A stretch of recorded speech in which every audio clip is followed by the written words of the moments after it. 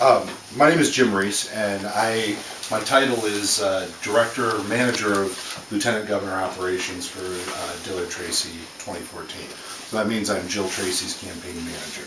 I've worked for Jill off and on for the last decade. I rarely get up in front of groups and speak. I'm a behind-the-scenes kind of guy, so I started knocking on doors as a 6-year-old.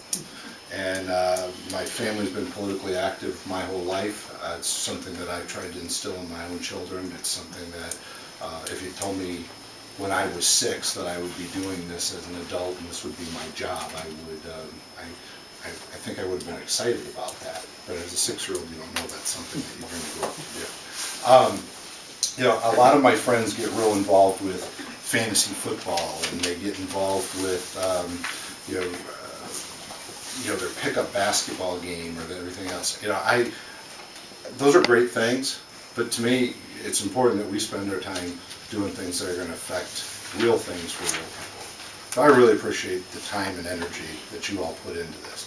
Politics is it's an interesting game. You talk to young folks and they say, "Well, politics is a dirty word." It doesn't have to be. It's about getting up and talking about the things that are important to you, things that are important to the future, sharing your beliefs. And I try and find ways to understand people that I disagree with. We teach our kids. I've got a 3-year-old little girl and a 10-year-old little boy, and I teach them to share, and teach them that you don't always get your way. Teach them that we work together to accomplish things in the community. And then somewhere along the line, we get older and we start teaching people that who yells the loudest, or who controls the most money, or who can pull the most dirty tricks gets to lead our country. And I think that's wrong. So I really commend you for stepping up and getting out there and talking to people. And you know what it's like to run around the state and try to convince people that they ought to listen to what you have to say and check it out. And so good for you, and I appreciate that. Thank you for what you're doing for all of us and for my kids and everything else. Thank you for those kind words. And I wish you well. It's running a statewide campaign is a tough thing. Getting into the governor's race is what is this race about? This race is about who can win and bring balance back to Springfield. And that is what it's about. We're at a crossroads in this state of where we're going to go. And the demographics keep shifting. The balance between downstate and upstate keeps shifting. And we're really at a point now where we've had, 12 years of single party rule. And now we're at the point where the map has been drawn, because we lost the last governor's race. And I worked on that race. I worked for Bill Brady. I was a Western Illinois coordinator. And actually, I've worked for all 4 of the gubernatorial candidates and 2 of the lieutenant governor candidates. So I know them all personally. They're good men.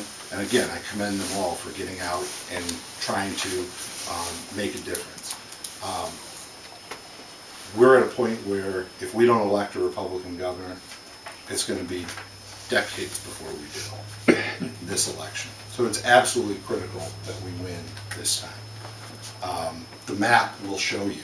Bobby Schilling lost because we lost the governor's race.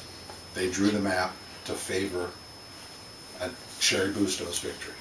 And now hopefully in the off year, we're all working hard to make sure that Bobby has a great shot at that. But the deck is stacked against him.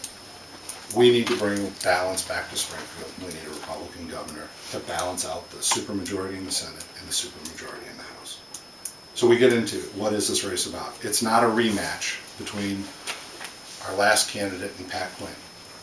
First, the third time is not necessarily going to be the charm, and I don't think we can take that risk. As much as it pains me to say that, because I think Bill Brady's a great guy, but I don't think that a third time is going to be the charm for him.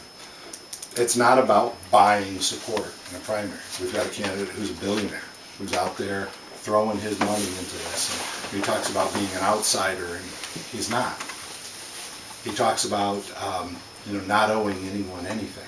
He's raised $3 million of other people's money, and he says he's not beholden to anyone. I would submit that he is. 'Cause, and again, I know the guy and I like the guy, but it's not about buying your support and buying the governor's mansion. And you know, and it's not about running around the state and saying, I've showed up at every one of your Lincoln Day dinners and